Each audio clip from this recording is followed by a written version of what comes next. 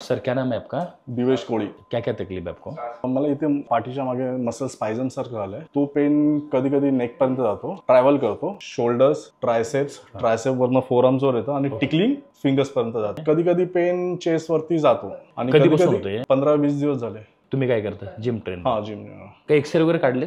नाही, फक्त तिकडे पेन आहे ना, तिकडे ताण पडतो, बाकी कुठे पेन नाही होत. एक समय का तुम्हाला सांगतो, तेव्हा C5, C6 आणि C7 कळलं ना.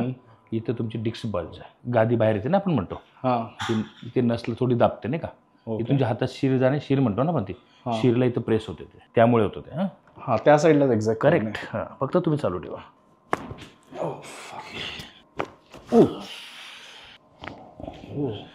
थोडा लेग नेमकं देखले ये वाला. Okay.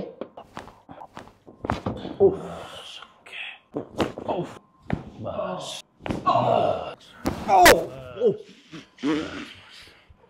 This was really very good.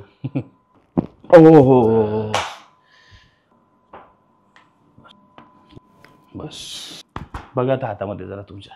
नाही, टिंकलिंग ना आता. सर कमी झालं? भरपूर कमी झालं ना. नेक तो सुपर वन दॅट वॉज. ते असं क्रॅक केलं, असं वाटलं की पेन नाहीसच झालं. ठीक आहे.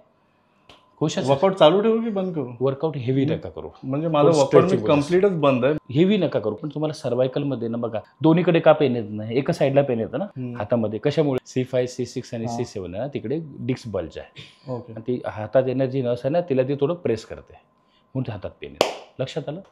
ओके, चलो. Thank you sir.